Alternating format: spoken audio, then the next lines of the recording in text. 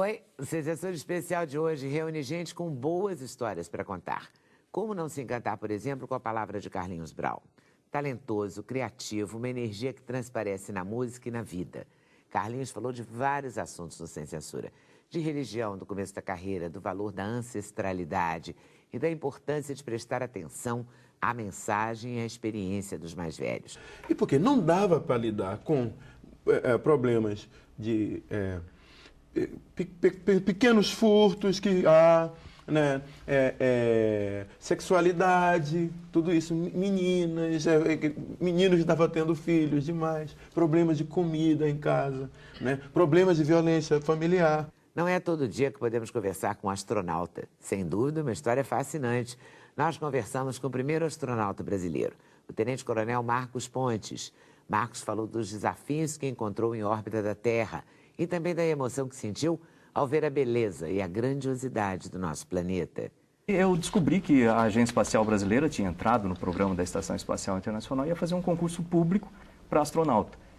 Eu me inscrevi no concurso, fui selecionado e em 98 deixei as funções militares para assumir as funções civis. Fafá de Belém é sempre um show de simpatia. Ela falou aqui no Sem Censura de viagens que fez pelo mundo. Fafá está comemorando 35 anos de carreira, cantando o repertório de um dos trabalhos mais importantes da vida dela, o álbum Água. Foi assim, como um resto de sol no mar, como a brisa da praia-mar, nós chegamos ao fim. Carlinhos Brown é sempre uma presença especial, criativo, talentoso, falante, mas nem sempre foi assim, não. Ele contou que já foi tímido e que levou um choque no começo da carreira ao descobrir um mundo diferente do mundo do bairro onde ele nasceu, o Candial, em Salvador. Brown falou também dos avanços do movimento negro e do amor pela religião e pelo conhecimento. Satisfação de Finalmente estar com você aqui, eu toda feliz com isso. Quero tirar meu óculos, né, pra gente falar.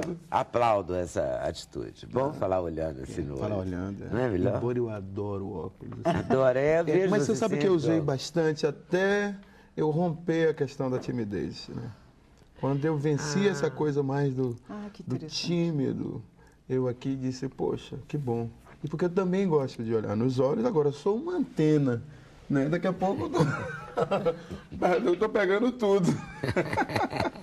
Oh, que felicidade. Que bom, eu tava louco pra você vir aqui, tanto tempo que eu queria isso. Oh, Leda, demais, demais, demais. Muito bom. E pra mim, pô, você nem imagina.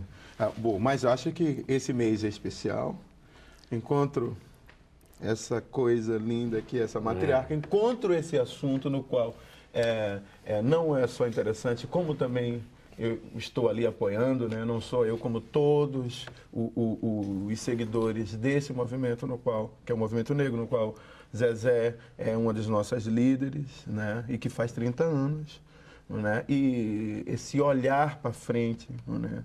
Dar-se nessa necessidade de que podemos rever, né? O fato de que temos necessidades, né, no país, que passa pela educação, pela área de saúde, né, pela área de vários desenvolvimentos, de manutenção também, né, dos nossos costumes, das raízes, né, de saber prestar atenção, né, que o que o avô, o que a avó, o que a mãe está dizendo, não tem essa noção de que isso é antigo, que está fora das tecnologias, mas isso são as bases tecnológicas, né, a ancestralidade é algo que a gente precisa ter uma compreensão para realmente saber levar. Né? Saber levar e compreender o outro, né? Nessa proposta do Brasil de miscigenação, né? O papel do negro é importante. Não é um papel de inclusão, eu até nem vejo mais assim, porque acho que a gente anda nas ruas, não existe essa barreira separatista, sobretudo no nosso olhar, né? A gente sabe levar, a gente sabe se dar.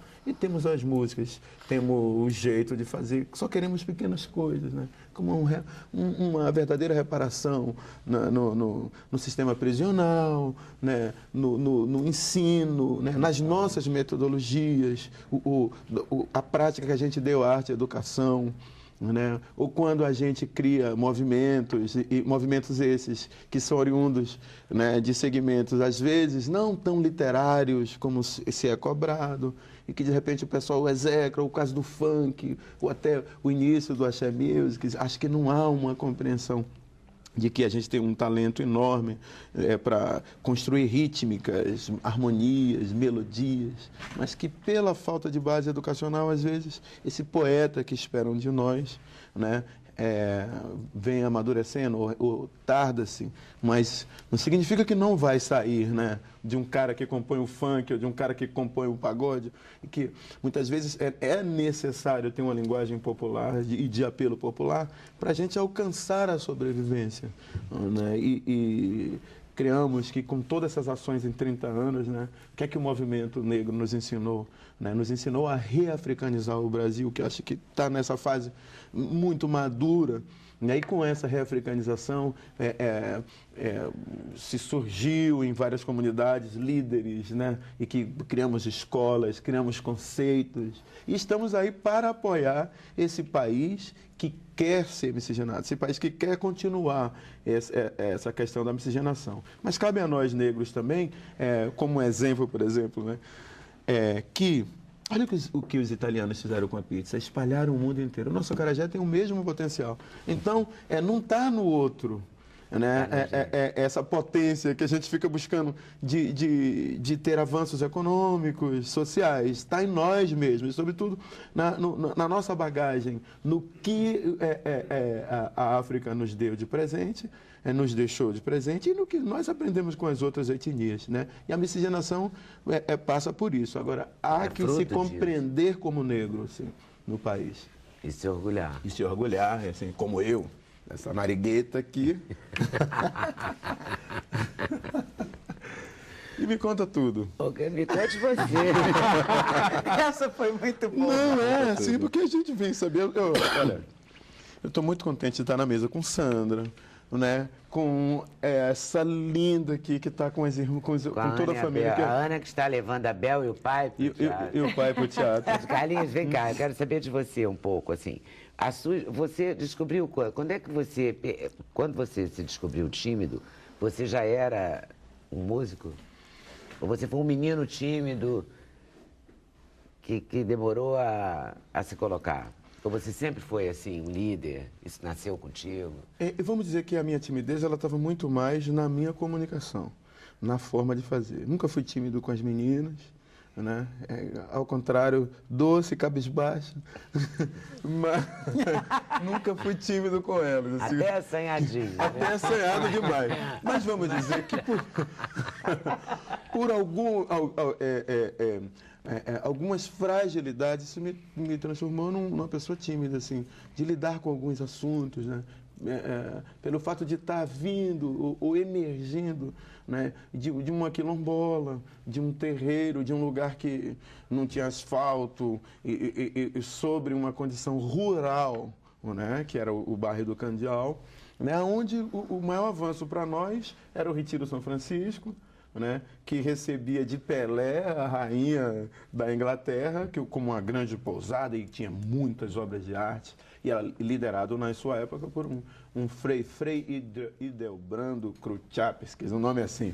E era um convento, mas com um ar assim, de sofisticado, de hotel, né, que era o Retiro. E abaixo, né, os terreiros, né, e os otários. Então, eu sabia que era lidar com Luque, né, e seus 7.000 imalês na esquina. Eu sabia quem cuidava de Xangô, quem cuidava as dofonas, né, o Maiamba, que era a nossa líder, Dona Carmen, uma expert em Oxóssi, ou da pedra que nós temos na parte de cima do Candial, né? Que cria a história daquele bairro, que faz o primeiro casamento de negros no Brasil, né? Uma igreja de Brotas, e com uma avenida chamada Dom João VI, e esse bairro rico, né? O bairro de Daniel Lisboa, Nina Rodrigues, acesso aos Rebouças e muitos outros literados da época. Então, quando eu saí desse mundo e comecei a ver que as coisas eram diferentes, era além daquela lama, daqueles esgotos de céu aberto, daquelas pessoas tomando cachaça de folha e dos batuques do terreiro, eu disse, poxa, isso não é muito meu mundo. Eu estava num centro da cidade, mas num estágio puramente primitivo ainda, né? Então, minhas músicas eram iorubanas, Angola, Jeje, era isso que eu estava acostumado. Mas graças a Deus que surgiu, né, o mais belo dos belos, o Leaê, e reacendeu em toda essa comunidade, igual à minha vivência, que havia um mundo fora desse mundo. E foi quando essa coisa de música começou a vir, e comecei a conhecer gente da classe média, na Bahia, e tinha uma coisa de tocar música, através do meu mestre, Pintado do Bongô, né? Que foi... Você foi iniciado no santo, ou no terreiro e tal, ou você descobriu depois? Não. É intuitiva a ligação com a música, a criação? É ancestral, mas eu sou um abicum, né? Então, abicum não se mete a mão, né? Assim, nem o bico, porque tem isso também, né? O pessoal diz, deixa ele quieto, né? Então, o que é que acontece? Mas tem umas responsabilidades, né? Tem uma responsabilidade e na hora que é chamado tem que ir, tem que comparecer nas coisas que são certas. Mas tive grandes mestres e os tenho, né? Mesmo em espírito, como Mestre Pintado, como Mãe Maiamba, como Mãe Zezita, né? Como Mãe Menininha do Gantuá, escolásticas e outras, né? E não deixo de ter outras grandes mães. A cabeça coberta é por conta do seu orixá? Eu descobri que era melhor cobrir a cabeça, fui mandado a fazer isso e obedeço. E não vai discordar. Eu não descubro a minha cabeça, deixo aí. E tem muito cabelo também, mas no palco e nos dias certos eu faço assim, eu mantenho minha cabeça descoberta. Isso me equilibrou bastante meu pensamento, né? Porque isso também são disciplinas, né? Parece que eu abri um livro na minha vida, assim, tudo que faltou de formação, né, reverberou com força no desejo de aprender, e hoje estou aqui formado por essas pessoas, mas formado muito nesse desejo de aprender, né? Corro o mundo inteiro, né? E vamos dizer que eu tive um cara como Caetano, que percebeu isso no início da música da Bahia, né? Que gostava daquilo e que ia nos grandes centros e que ia nos movimentos e que escrevia uma música sem pé, sem cabeça, como eu dizia na época, porque essa coisa do movimento negro me ensinava o seguinte, que a gente tinha que parar de ver a dor, esse outro tipo de dor, que era a dor do cara da senzala, daquele que apanhou, disse, epa, nós estivemos numa condição de escravos, nós nunca fomos escravos. Eu não sou escravizado, não sou nem sequer ventre livre, né? Porque se o ventre é uma propriedade das mulheres, da minha mãe, e é o único lugar que Deus pede permissão para entrar, para poder fazer essa presença no mundo, por que ele tem que passar por uma caneta, por alguma coisa? Eu sou livre, eternamente livre, né? Como o Iroko, né? Como o tempo, como Ogum, Choroquê, que me rege, essa é a minha liberdade. E foi nisso que eu procurei. Mas claro, né, que eu encontrei linguagens que que interferiam esse desejo, né? Ou de reafricanização, ou de afirmar-se como um africano, né, do Brasil. E me debati também. E quando eu tive que, vamos dizer, empurrar a porta, mas sem ferir quem está do outro lado, eu fiz. Né? Sem nenhum tempo estou aqui.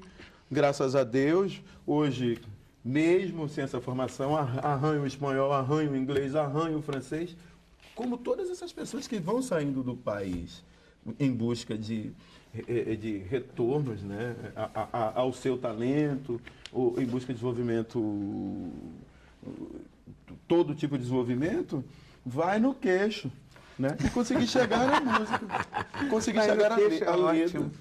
E você compunha desde criança e tocava desde criança? Desde criança, sim. Quando criança eu aprendi muito, vamos dizer que uma dessas profissões, né, já acabando, que era a profissão de aguadeiro. Isso tinha Aguadeiro. aguadeiro. Aguadeiro? É. O que é um aguadeiro? Um aguadeiro, ele pega os barris e bota no lombo do jegue e sai vendendo água de porta em porta. Né? E vamos dizer que isso estava acabando porque a Secretaria de Higiene Sanitária, vamos dizer, de Saúde, começou a proibir vacas nas comunidades, jegue levando coisa, porque estava provocando doença, estava contaminando, não tinha mais, né? Então não era mais para se estar botando vaca, galinha no fundo do quintal e etc. Foi aí que nós começamos foi o primeiro padecer real, assim, pós a escravidão, para os pobres no Brasil, que é o que chamam da morte da despensa, porque até então a gente não tinha problema de fome. Até a sagrada presença da geladeira, nós não sabíamos que todo mundo tinha uma despensa no fundo do seu quintal, com esse chuchu que você falou, com abóbora, com banana, por dentro dessa questão rural, né? Então, quando vem essa proibição e talvez uma dispersão também do desejo de que os industriais queriam fazer mão de obra, mas não preparou essa mão de obra, desestruturou os interiores, né, dos estados no país, provocando um inchaço populacional, né, e ali, nas grandes cidades, junto com aquele desastre social, né, de sociedade independente de Antônio Conselheiro, vem aquele povo achando que foi vitorioso e trouxeram com ele essa palavra favela, implantando nas comunidades do país, né, nos tirando toda essa possibilidade de que nós aceitávamos como pobres nobreza. Esse pobreza, ele vem no desejo, né, que, por incrível que pareça, ainda se permanece em alguns desavisados, né, de que...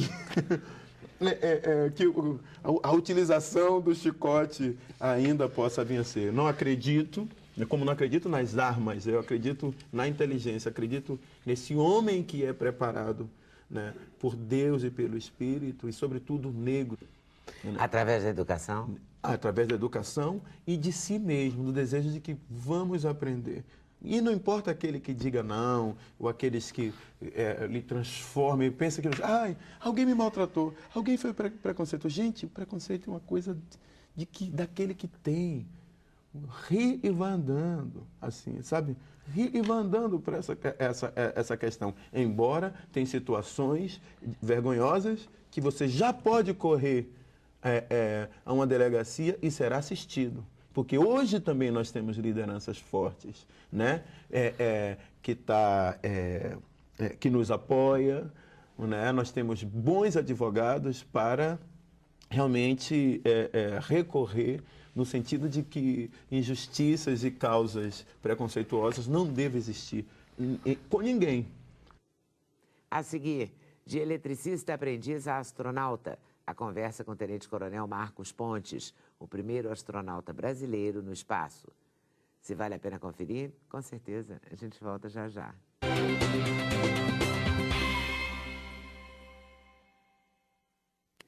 Muita gente, quando criança, sonhou em ser astronauta. É um desejo tão comum quanto difícil.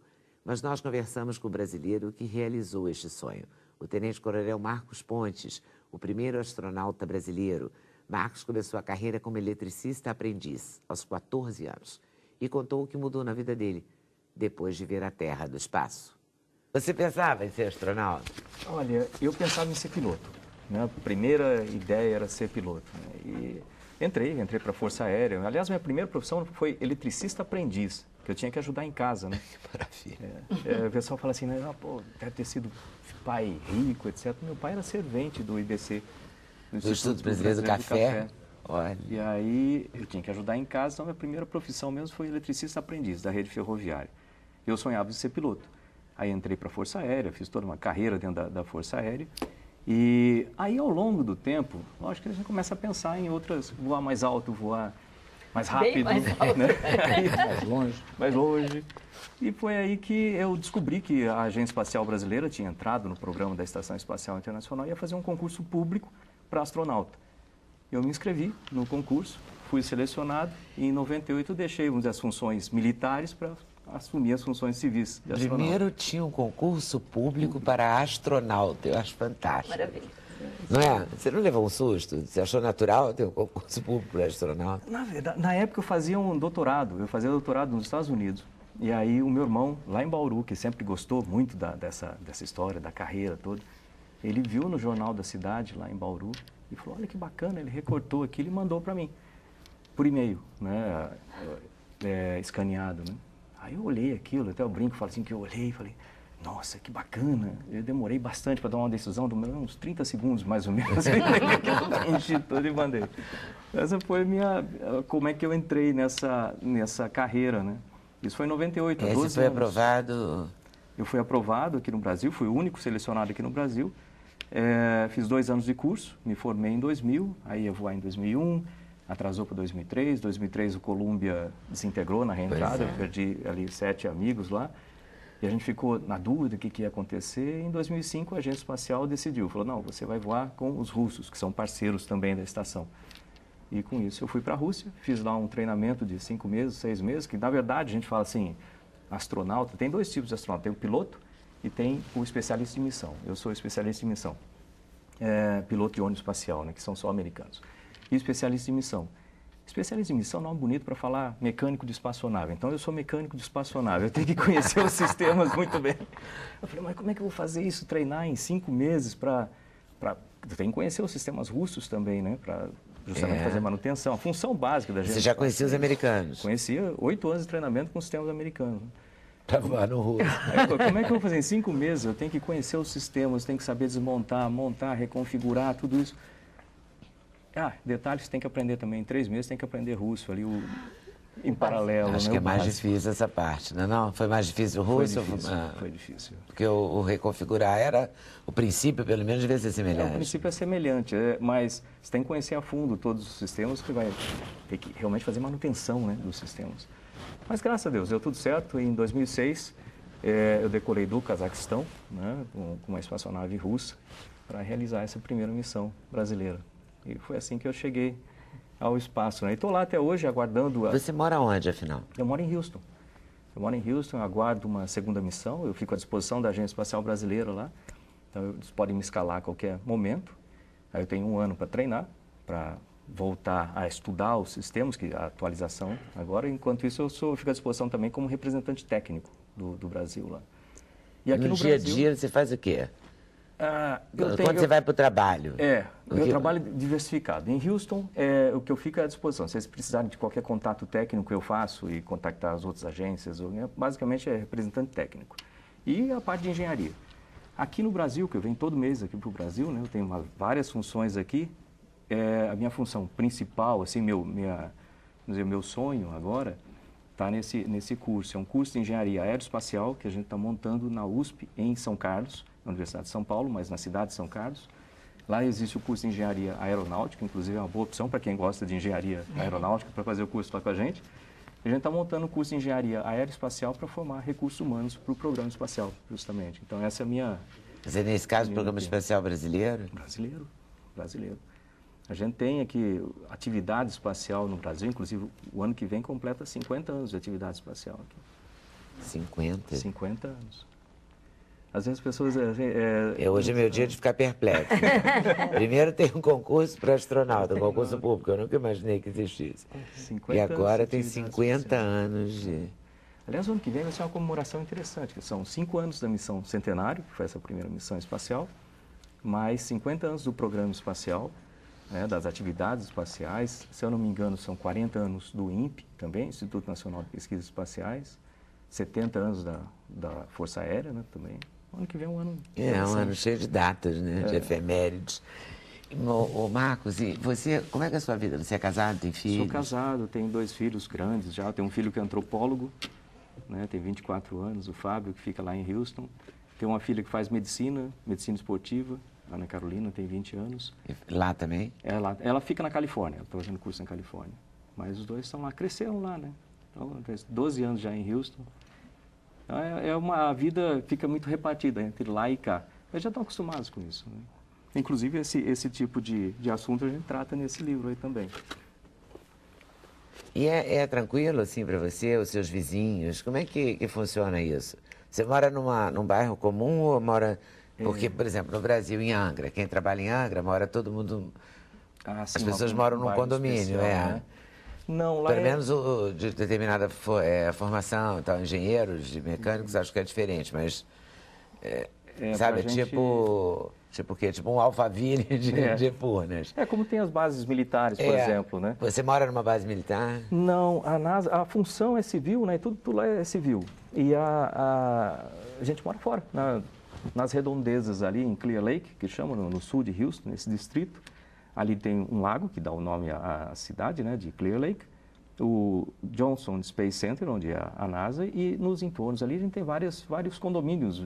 É normal, cidade normal. Cada um escolhe Cada um onde escolhe vai por morar. ali. Então, grande parte dos Então você deve ter moram ali. vizinhos que ficaram interessados ou eles não dão nenhuma bandeira? Não, às vezes o pessoal Os quando americanos são mais descobre... discretos. Não, é uma coisa interessante. Embora existam cerca de 180, 185 astronautas em atividade lá, ou seja, um número bem maior que aqui, mas mesmo assim eles têm um interesse muito grande, eles têm um orgulho muito grande do programa espacial americano e quando você diz, olha, não, eu trabalho ali, eu sou astronauta, o interesse gira bastante. Os vizinhos sabem disso. Então é muito bacana a maneira como você é tratado. Ali na Rússia também foi muito bem tratado lá. Então é muito bom esse carinho, eu diria, das pessoas a respeito disso. E há uma... Bom, você é ligado ao programa americano, mas há uma diferença grande entre uma competência e outra? Ou são todos competentíssimos nessa área? Não, Tanto os russos quanto os americanos? São sim. São. A diferença, eu diria, está nos recursos, né? O orçamento da NASA é muito maior que o orçamento do programa russo, que é muito maior que o nosso, mas os russos eles têm um conhecimento muito grande em fisiologia, por exemplo, aeroespacial. Eles têm muito mais tempo de espaço, né, de permanência constante no espaço do que os americanos em termos de estação espacial. Então sabem melhor os efeitos do corpo. Os sistemas americanos eles parecem mais bonitos, mas são tão confiáveis quanto os russos, né? Os russos são tão confiáveis quanto eles, embora pareçam mais antigos. A filosofia é um pouco diferente de projeto. Nos Estados Unidos, a ideia é você troca o sistema como um todo. Na Rússia, você vai consertando ou trocando aquilo que precisa ser modernizado, justamente pela falta de recursos. Né? Mas os dois são muito competentes. E hoje em dia, o trabalho é muito em parceria. Antigamente tinha aquela Guerra Fria, um lá e cá. Não, hoje em dia é tudo em parceria. E o que acontece com o corpo? Quais foram as grandes sensações e alguma... Fisicamente, você sentiu que estava no espaço? Tem. Dá para sentir? Dá, nossa, demais. Pelo seguinte, lá... Eu não falo só da gravidade, falo do organismo, sabe? Não, sim. Dá dor de barriga, mais, a menos? Dá um monte de efeito. Às vezes o pessoal fala assim, olha, precisa ter muito condicionamento físico, assim, né? Em termos de atletismo, correr bastante. Não, essa parte não é importante. O importante é a saúde, justamente, a fisiologia, porque isso vai ser levado ao extremo lá. Começa com vibração, né? Vibração durante a decolagem, a vibração é muito intensa e nós não podemos colocar nada na boca para amenizar isso, porque o capacete é fechado e se você engolir alguma coisa não tem como, né, tirar.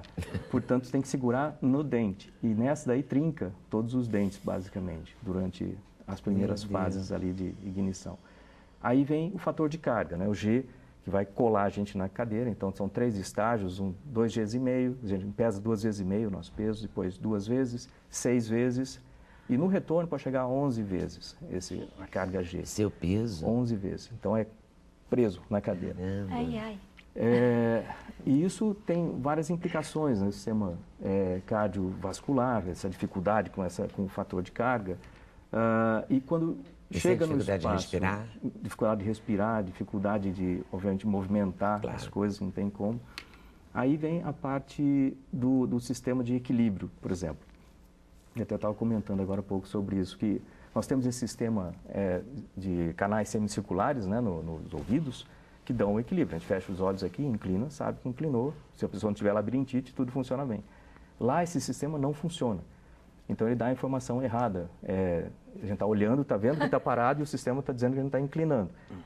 Isso dá desorientação espacial, vontade de vomitar. Então, no começo, uns 2, 3 dias, a gente passa muito mal com isso. Até o corpo perceber e desligar o sistema. Aí fica muito bom, porque a gente não sente mais efeito nenhum. Pode fechar os olhos e inclinar a cabeça, a gente não sente se está inclinando ou não. Isso é uma coisa que eu acho muito interessante do organismo, do corpo, do cérebro. de como ele se adapta à situação e vê que o sistema não funciona e corta. Outra coisa, a microgravidade, lógico que ela tem influência sobre os ossos, então a gente tem uma tipo de osteoporose induzida pela microgravidade.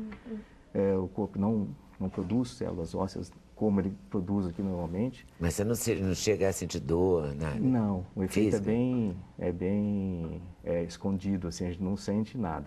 Mas quando a gente volta, a gente faz medidas antes e depois, a gente vê a alteração na densidade óssea. Chega da alteração? Da alteração grande. Nossa, né? forte, né? Tem a parte a própria tonicidade muscular, principalmente dos membros inferiores, que a gente não usa para nada, assim, lá a gente está flutuando o tempo todo, a gente sente, tem muita cãibra quando volta, o sistema está muito... Igual se ficasse com a perna engessada durante bastante tempo. Radiação, a gente está sujeito à radiação, a gente está fora da atmosfera, então grande parte da radiação que é protegida pela atmosfera lá, a gente não tem essa proteção, então está sujeito a muita radiação. Que mais? Mudanças de ritmo cardíaco, alterações nisso. Pressão de olho, pressão sanguínea altera. Então, o corpo sofre bastante lá. Você estava falando daquele movimento de rotação que vocês fazem até chegar. Isso. Isso me deixou assim. Como assim? Depois que decola, a gente vai passar 2 dias até chegar na estação espacial. São 34 órbitas. Durante esse período, para se estabilizar os painéis solares, a gente entra num giro dessa forma. Então, basicamente, é o dia todo com ela girando. Ela só para fazer as curvas de elevação de órbita. Fora a órbita. Então, tem que estar bem habituado com essas variações. Fazem treinamento antes? Tem. É um treinamento Simuladores? É uma cadeira, a gente chama de cadeira de Barani, né, que ela gira com a gente. Então, todo dia depois do jantar, a gente tem esse treinamento. Ah, que legal. É uma cadeira girando. Tem Todo que dia depois do 15 jantar tem minutos. que girar 15 minutos. 15 minutos. Aí te condiciona para você poder girar as 34 horas lá. Porque pelo menos teoricamente. O corpo, ele vai se adaptando, vai ensinando o cérebro, olha, alguma coisa vai acontecer de errado. Aí chega lá e demora menos tempo para desligar o sistema. Então, e o problema é quando você volta, você está com o sistema desligado ainda, né? Então, quando você volta, você passa um dia, pelo menos um dia, em que você está andando numa certa direção. Se a pessoa fala com você, tem que parar, olhar para ela, responder e depois continuar. Igual porque robozinho. se virar, puf, cai. No próximo bloco, a presença, a voz e as histórias, além da gargalhada, de Fafá de Belém. Você não deve perder, a gente volta já já.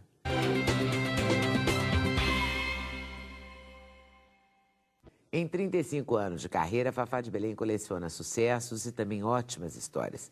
Aqui no programa, ela lembrou momentos engraçados que viveu viajando pelo mundo e falou do show Água, uma reedição do espetáculo dos anos 70, baseado no repertório de um dos álbuns mais importantes e mais elogiados da carreira dela. O Matajá me colocou, né? No mercado. No mercado, na vida. enfim. Primeiro fiz o Filho da Bahia, depois um compacto simples. Naquela época, CD era compacto duplo, abafo casa. E aí com Emorioi, naturalmente, né? Gil e Donato e Gil e Caetano, e fiz o Tambatajá. Então o Tambatajá estreou muito bem no Teatro Casa Grande, muito engraçado que como era uma promessa, uma revelação, o primeiro dia 700 lugares lotados, no dia seguinte 5 convidados e 2 pagantes. E eu dizia, eu via para o Roberto Santana, e agora? Ele falou, faça melhor que hoje, porque hoje tem 2 pagantes. Ontem era tudo convidado. E aí passamos 2 meses no Casa Grande, depois fui para o Sul, fiz todo o Sul, Porto Alegre, todo o interior do Rio Grande do Sul, e levamos 2 anos e meio viajando com esse espetáculo.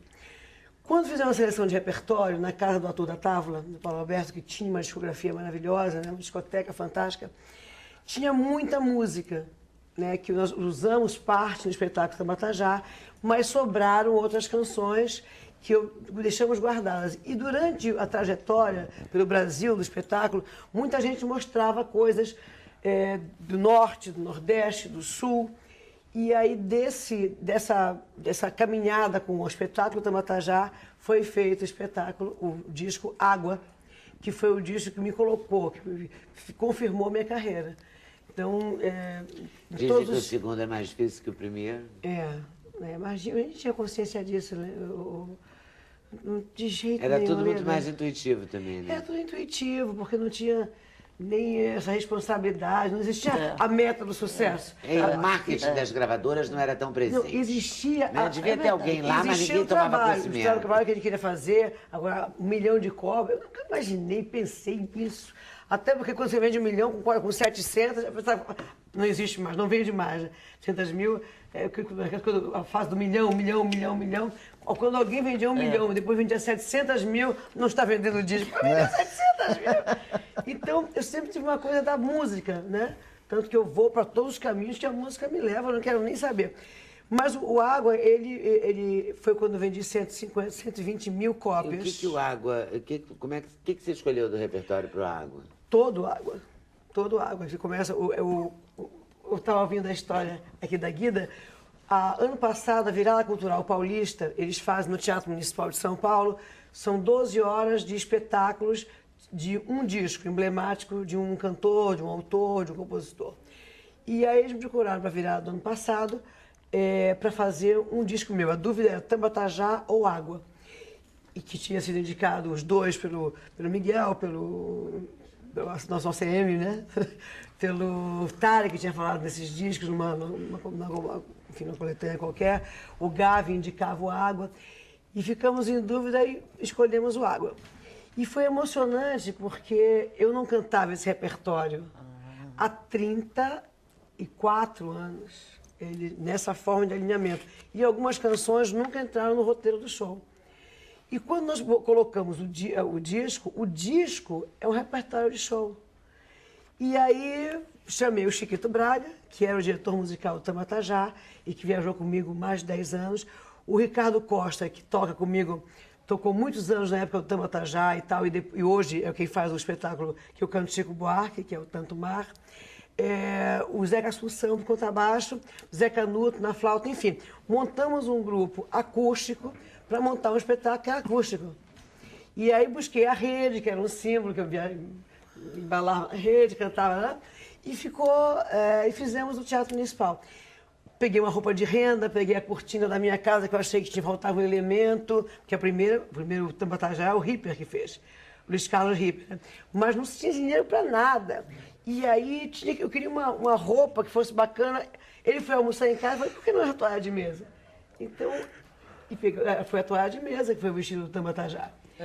E agora eu estava tomando café, disse, falta um elemento, e vi uma cortina de filé, eu falei, arranca. E é o meu chale, a cortina de filé. E o pé descalço. Fafá sempre gostou de chale. Sempre. Na época do Tambatajá, tu tinha um chale preto bordado, uma coisa escandalosa. Ela me emprestou uma vez esse aí, emprestado da Fafá nessa época. Depois ela tinha um chale vermelho. E depois sempre gostou de chales. Sempre pano e leque, sempre pano e leque. Sempre. Umas camisolas da minha tia que eu usava, com flores de pena. E aí é espetáculo. Nós fizemos o Teatro Municipal de São Paulo lotado e foi uma viagem no tempo. Né? Existem alguns animais, né, que eles, a partir do metade da vida deles que eles intuem, eles começam a voltar para casa. E eu acho isso muito parecido com o meu movimento pessoal. Em 2000 eu faço Maria de Fátima, em 2002 eu faço o Canto das Águas, e depois do Canto das Águas eu começo a caminhar fortemente para minha Amazônia, né? Que começa com 96 o Vermelho, o Boibá de Parintins, e o Água é assim como se estivesse em casa e nunca tivesse saído dela. Então é emocionante. E as pessoas cantando todas as músicas de 30 anos atrás. É de 1977 esse disco. Aí eu fiz o Canecão lotado, fizemos 2 temporadas no Rival lotadas, e quando a Cristiana Gurgel nos procurou para fazer o Rio Música em Cena, ela pensava, que é um projeto do Canal Brasil, enfim, e com ela, enfim, ela pensava num piano e voz, porque é um orçamento pequeno, aquelas coisas todas de projeto que se focado na música, fundamentalmente, né? Aí eu disse, não, eu quero fazer o Água, porque são 35 anos de carreira, é o meu reencontro com o Teatro Clara Nunes. Foi no Rio de Janeiro que eu comecei e eu quero fazer o Água. E eu choro, né? No original, Mariana abre cantando Tambatajá, mas ela tinha, com tudo o que aconteceu recentemente na vida dela pessoal, ela precisava de um tempo para sair, e aí ela agora está na Itália, passou um mês lá com o namorado, viajando e tal, E eu digo, não, falei, Maricota, dia 26, mãe, eu chego dia 29. Eu falei, esquece. Então eu estou fazendo o Água e alguma coisa do Tamatajá. Tem o Canto Tamatajá, tem leilão. E depois tem as coisas agitadas que marcaram a minha história. Quer dizer, o Filho da Bahia, o Estrela Radiante e Moriô. E aí a gente termina lindo, o japonês rodando, pé descalço, vestido de renda, cabelão, né? Que eu tiro. Hoje eu tiro naquela altura, não podia tirar e botar, ela tinha que ser o nosso. Era mesmo. Era tudo de verdade. E tudo em tom de terra, porque é muito simples. A minha rede, onde eu canto Ontem ao Luar, vou para o meio da plateia e volto. E é maravilhoso, quer voltar uma época. Vai voltar aquele apartamento da Nascimento Silva, que tinha a minha arara, Era lembra? muito bom isso.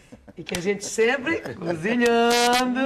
Sempre aprontando uma confusão, muito bom. E é lindo porque todo ele acústico, tem uns espaços, né? E o Renato Loyola, que é o meu baixista há 27 anos, faz o segundo violão. O Chiquito no violão. É bom que às vezes tudo tem muito tempo, né? Você teve essa sensação de repente, ou você sacou, transitou bem, 35 anos de carreira, pronto? Ou você levou um susto, assim? Quem me lembrou que eu fazia 35 anos foi o Rodrigo Faur. Ele foi assistir ele, engraçado que um dia o Mauro Ferreira me disse isso. Ano que vem, 35 anos. E aí veio o Faur, disse, ano que vem, eu falei, meu Deus, não tinha realizado. Quem trabalha tanto, né, Leda? Nem pensa muito. Eu encontrei Leiloca um dia desse. Era um grupo, Leiloca, Eram os frenéticos. Leda, não, nossa turma da Ainda praia. tinha a nossa turma da praia. Tinha as Leilas, aí as Leilas. Tinha a Maria Zilda. A Leda, Maria Zilda, Monique, que não era a nossa turma, era a Dali Wilker, Rubens Correia. Era animadinho. Direto do Turma do Tempo. Turma do Tempo total. Íamos todos às dunas da Gal, né? Então é muito Turma doido, do porque eu Tempo mesmo. quando realizei, eu estava fazendo show no Jazzmania, que virou Mistura Fina. E o show Tanto Mar. do Chico Buarque, pois é esse, Tanto Mar. Você chegou a fazer em Portugal também, não? Fiz e vamos gravar o DVD agora. Foi relançado o disco de fado, o meu disco de fado foi relançado agora e está indo super bem. Vamos Aqui fazer lá? aqui. Porque aqui ele vendeu quando saiu 500 mil cópias. E acabou o contrato, acabou. E lá continua no mercado sempre. Aí, esse ano a Sony relançou, vamos relançar o DVD em final de novembro, o DVD que eu fiz no Teatro da Paz, e vou gravar até meio do ano que vem o DVD do Tanto Mar, piano e voz, o Água, que esse é o projeto no Canal Brasil, vamos gravar o DVD do Água, e o Fado. Fado 2, A Missão, o Retorno de Fafá. Fafá de vez em Oi. quando fica dias, né, meses, acho, em Portugal, não fica? E agora eu tô voltando do Cazaquistão, Leda. Cazaquistão. Do Cazaquistão. O que você foi fazer lá, posso saber? Você foi cantar?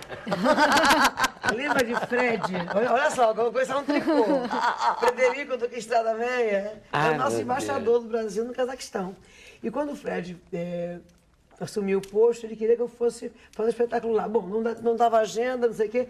E esse ano, começamos desde o ano passado a organizar uma turnê de Portugal, que de Portugal fosse para o Cazaquistão. Marcamos o 7 de setembro. E eu fui para o Cazaquistão animadíssimo, que a gente está sempre animada, né? Todo mundo animado. Eu e João Rebouças, no piano e voz. Fizemos uma temporada nos teatros em Portugal, do piano e voz. E aí, na véspera, eu falei, João, o que a gente vai cantar? Ele falou, eu achei que você tinha um roteiro na cabeça. Eu falei, não, vamos para o Cazaquistão. São 18 brasileiros no país. Não tinha nem um sambinha e nem uma percussão para fazer baticum. E aí, você fez na gargalhada, Batinho? Não, eu fiz na emoção. Peguei o espetáculo que eu estou fazendo no Piano e Voz em Portugal, que mistura música brasileira e música portuguesa contemporânea. Tem um grupo novo que chama Deolinda, que são maravilhosos. A Ana Bacalhau é a cantora, que é ótima. Rui Veloso, Paulo Gonzo. E aqui o Chico fez um roteiro que ia todo aí em cima da emoção. Porque para eu sair da praça pública em Portugal, de 50, 30 mil pessoas cantando Vermelho, eu fiz um corte radical em cima da linha para fazer o teatro, o cantautor, né, cantatriz, de ter ser intérprete, a voz a cantar. Camisa branca, calça preta, o foco de luz e o João Rebouças. A gente tem sido maravilhoso. Ano que vem eu volto para a praça, que são 25 anos, não dá para ficar só no teatro. Enfim, aí vamos levar o espetáculo de Portugal. Perfeito. Chegamos lá, tem uma moça, uma musicista maravilhosa, que os instrumentos da Sinfônica de lá não tem nada a ver com os nossos. São todos instrumentos cazaques. E aí ela tinha tocado o hino nacional ano passado, no 7 de setembro. Então eu comprometi que cantaria o hino do Cazaquistão. Mandaram a primeira letra em cirílico. Tipo, bota uma coloca um idioma que eu reconheço, da forma que eu reconheço. Mandaram em russo. E ninguém mandou o fonema, né? E eu só conseguia, Cazaquistão, aquela coisa do o estádio de futebol, pátria amada, Brasil, todo mundo. Cacilda. E aí o menino, o tradutor, escreveu como se falava, né, mais ou menos. E aí eu cantei um pedaço com ele, começamos a ensaiar. Essa menina participou de 2 canções do ensaio, para a gente ver como é que resultava isso. E aí, esse rapaz que trabalha na embaixada disse assim, e aquela música, embaixador? Eu falei, claro, sabe o que é um sucesso aqui, sucesso de rádio, que acabou de ganhar uma versão lounge? Não. Minha jangada vai sair.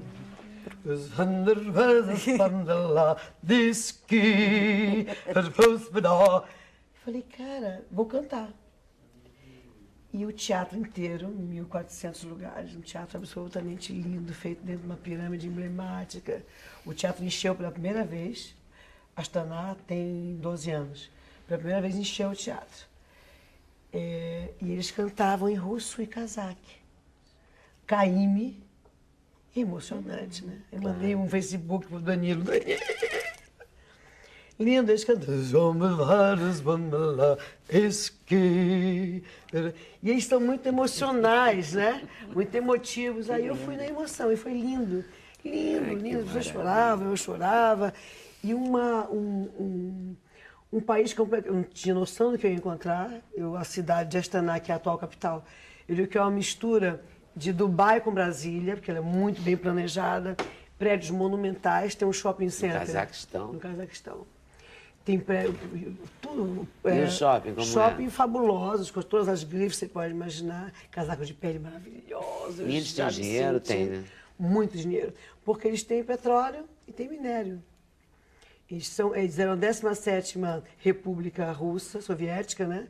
Que não era muito olhada, mas quando acabou o Estado Soviético, né? Quando acabou a União Soviética, eu era o governador que virou presidente, então eu conhecia o país e ele tem petróleo, bom petróleo, né, que é aproveitado de todas as formas. Então, uma explosão de dinheiro, uma loucura. A cidade tem prédios monumentais, calçadas de mármore, restaurantes. Não fui nenhum restaurante para 20 pessoas, para 200, com salas privês para 50. Comeu macarrão lá? Não. Eu comi. O que se come lá no Cazaquistão? Carne de cavalo. Hã? Que é maravilhosa, eu adorei. E E é carneiro. mesmo? E comeu bem, assim, tranquila? Você gosta de experimentar? O que eu não como tranquilo? Só não, porque é feio.